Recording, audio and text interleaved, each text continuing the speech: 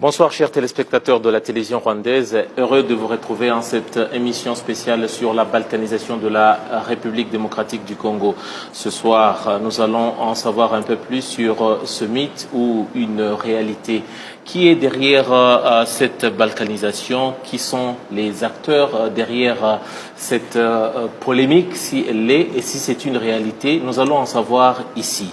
Les acteurs politiques congolais vont s'exprimer, les acteurs politiques rwandais vont s'exprimer, mais également les chercheurs vont nous partager leur avis sur cette question. Ce n'est pas que la balkanisation, mais également nous avons ce qu'on appelle ce sentiment de refoulement et ce sentiment plutôt de haine qui monte, c'est anti-rwandophone ou le peuple qui parle le Kinyarwanda dans le sud et le nord Kivu et un peu ailleurs dans le Congo. Pourquoi cette stigmatisation? Qui en profite? Pour en savoir, permettez-moi de vous présenter mon panel de ce soir. Je suis avec le secrétaire d'État au ministère des Affaires étrangères, l'ambassadeur Olivier Nduhungirehe, un habitué de la télévision rwandaise. Merci Edith pour l'invitation. Je suis également avec le docteur Chiaka Agé. Il est de la communauté Banyamulenge. Il connaît le Rwanda, la RDC où il est né. Il va nous en dire un peu plus sur cette stigmatisation, mais également les facteurs historiques. Nous sommes également avec Nyiringabo Gatete Ruhumuriza, qui est un chercheur et un avocat. Ici, il est aussi question de droits de l'homme, non? Oui, oui. Voilà, ce sont les trois que nous serons avec ici sur notre plateau. Mais bien avant de commencer, je pose la question d'une manière générale.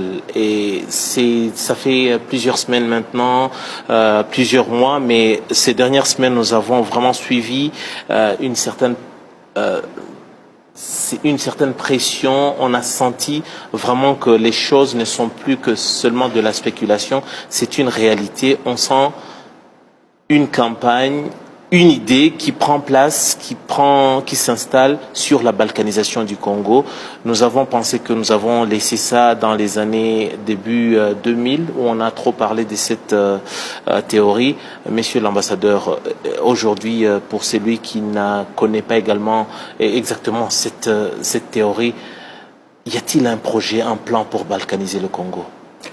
Merci beaucoup. Cette idée de balkanisation, c'est pas une idée nouvelle. Hein. C'est une idée qui existe depuis longtemps en République démocratique du Congo sous diverses formes. Des fois, on l'appelle l'empire Hima.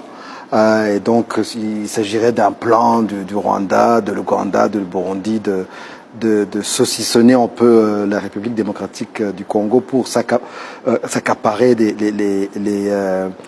l'Est ou les territoires de la RDC, soit en y déversant une partie de la population et en annexant ce territoire. Donc, ce sont des théories du complot. Et des fois, la population, c'est vrai, veut une sorte d'échappatoire à leur propre misère, et des politiciens qui mettent de l'huile sur le feu, ce sont les plus à condamner parce que ils surfent sur ces peurs et ils les encouragent. Mais on a vu ces derniers mois une résurgence de cette idée, de cette théorie du complot, ce qui étonne, puisque en fait cela arrive au moment où le président de la République démocratique du Congo, Félix-Antoine Tshisekedi, est en train de mener des opérations militaires décisives contre les groupes armés qui, je dirais même, sont en train de balkaniser le Congo. Ce sont ces groupes armés qui sont en train de prendre une partie des territoires, en train de rançonner la population, d'exploiter les ressources naturelles, de piller, de tuer, de violer. Et donc, il y a une action des forces armées de la République démocratique du Congo, mais c'est curieusement à ce moment où cette théorie de balkanisation du Congo qui est dans les milieux politiques de l'opposition, de ceux qui n'ont pas gagné les élections, mais aussi de certains du clergé qui mettent de l'huile sur le feu alors que la situation et le contexte ne s'y prêtent pas. Docteur Siaka, c'est quand même assez grave lorsque de tels propos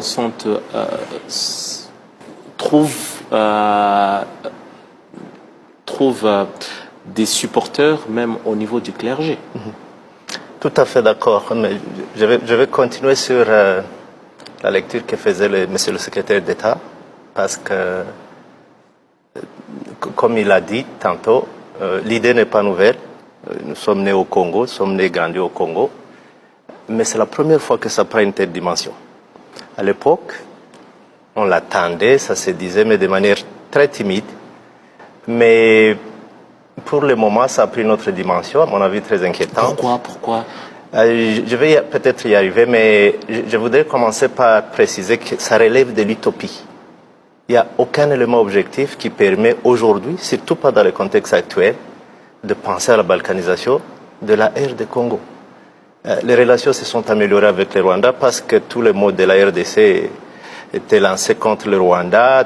Tout le monde considère que tous les malheurs de la RDC venaient du Rwanda. Mais aujourd'hui que les relations se normalisent, c'est surprenant, c'est même déroutant. Je ne comprends pas pourquoi ça a été récupéré. Mais je pense que ça a à faire avec un discours de la haine qui a été construit par les gens comme Honoré Ngwanda, je pense. Qui est l'ancien de... C'est un ancien de Mobutu. Un des proches. Très proche, c'est un nostalgique, j'imagine, parce qu'il était très important à l'époque de Mobutu. Mais si vous visitez un peu les sites YouTube, il a beaucoup de vidéos sur le Rwanda, contre les rwandophones. J'imagine que c'est à partir de ce discours que le clergé a été piégé. Gatete, vous êtes, je vous ai introduit comme chercheur, mais également juriste, avocat, mais vous êtes également blogueur, un des très actifs que nous avons ici au pays et même dans la région. Vous ne pensez pas également que l'époque des réseaux sociaux contribue également à attiser le feu, ou c'est facile, comme l'autre qui disait que les réseaux sociaux ont donné la parole même aux gens qu'on ne pouvait pas entendre, qui n'avaient pas droit à la parole à l'époque? Oui, mais d'accord, les réseaux sociaux, comme tout réseau, en fait, ils sont alimentés par des gens. Mais dans cette situation de balkanisation, il y a des éléments assez contradictoires, flagrants, que les gens ne relèvent pas. Par exemple, la balkanisation dont on parle, en fait, les Congolais qui en parlent sont soucieux de perdre des terres, pas des peuples. Vous m'avez annoncé comme avocat des droits humains. En fait, c'est une sorte de fantasme. Les Congolais pensent que les terres sont tellement riches qu'ils attirent la convoitise des voisins. Ce qui est vrai ou pas, mais en réalité, il y a eu massacre de Banyamulenge. Je n'ai pas vu un seul politicien congolais monter au créneau et parler et dénoncer les massacres. Et il y en a eu. Il y en a eu. Comme Moïse Nyarugabo et autres. Ce ne sont pas eux qui parlent de balkanisation, justement. Moi, non, ils ont dénoncé les massacres. Oui, mais moi je parle des politiciens qui parlent de balkanisation aujourd'hui.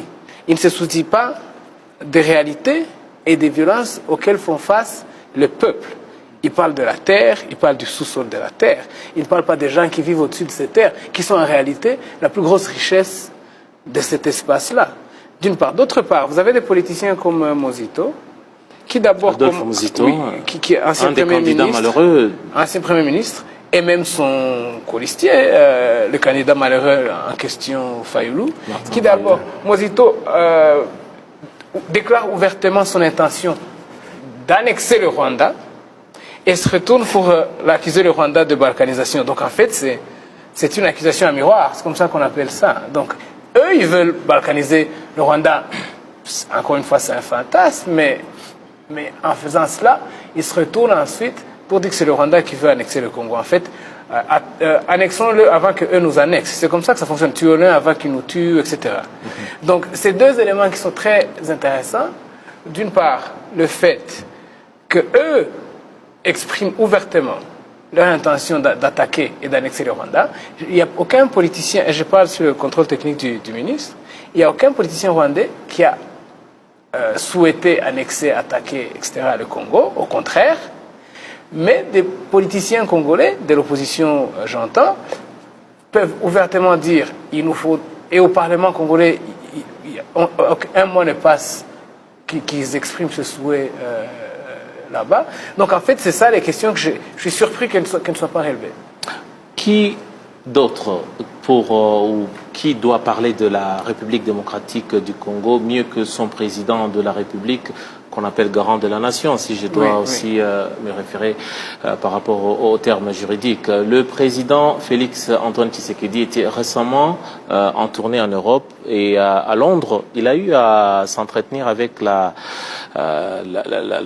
diaspora congolaise sur place. En Europe, on retrouve des opposants ou des hommes, des radicaux même, sur le plan européen. Peut-être l'ambassadeur Ndungire Van vous en parlait un peu de cette mouvance et de toutes ces forces qui sont sur le continent européen.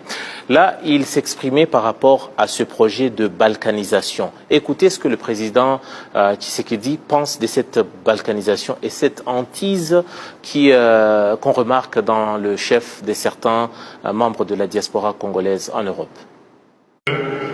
Botika Kolanda Biloba Loba. Balkanisation. Je voudrais vous demander d'éviter de prêter vos oreilles aux rumeurs infondées et sans soubassement. La balkanisation n'existe pas, ni dans le plan ou encore moins dans l'action. Que tout Congolais se sente fier et se rassure que son pays ne va nullement pas changer. Je voudrais envoyer un message à tous ces Congolais qui n'ont pas encore compris ceci. Ces Congolais qui ont choisi les manifestations et les injures et de violenter leurs compatriotes congolais en se disant combattants, eh bien, je dis non. Le vrai combattant est celui qui se bat pour la vérité. C'était là donc le président Tshisekedi qui s'exprime. C'est quand même contradictoire. Qui devrait parler ou alerter le monde par rapport à cette balkanisation? C'est plutôt le président de la République. Oui, qui est le premier responsable des affaires du pays. Exactement. Si balkanisation il y avait, ce serait le président de la République qui devrait alerter le monde. Mais cela est la preuve qu'il s'agit d'un mouvement de haine, un mouvement de xénophobie qui a été initié par des hommes politiques, on en a parlé. Il y a aussi l'ancien candidat malheureux qui en parle souvent et même qui parle de l'infiltration de l'armée congolaise par les Rwandais sans donner le moindre élément de preuve. Et puis il y a aussi le cardinal qui a parlé aussi de Rwandais qui ont déversé la population rwandaise venue de Tanzanie à l'est de la RDC. Donc c'est assez bizarre que ce ne sont pas les autorités congolaises qui alertent le monde de cette soi-disant balkanisation, ce qui est la preuve que c'est un mythe qui est seulement entretenu par des politiciens, des hommes du clergé qui veulent en fait faire ce qu'en anglais on appelle de cheap populisme, pour plaire, pour surfer sur les peurs populaires. Normalement, les peurs populaires dans chaque peuple, ils existent. Il y a toujours des théories du complot dans chaque peuple. Mais c'est la responsabilité des hommes politiques d'être droit et d'expliquer à la population, comme le président Tshisekedi vient de le dire, de dire à la population la vérité et de ne pas surfer sur ces peurs populaires. Et le problème, c'est qu'on a même des membres de l'administration qui s'adonnent à ces théories sur les réseaux sociaux et autres, ce qui est vraiment irresponsable de leur part. Mais Monsieur le ministre, nous avons la République démocratique du Congo qui a 9 voisins. Mais pourquoi toujours le Rwanda revient à table? Pourquoi on ne parle pas d'autres voisins? C'est-à-dire que le Rwanda a des intérêts particuliers par rapport aux autres 8 voisins restants?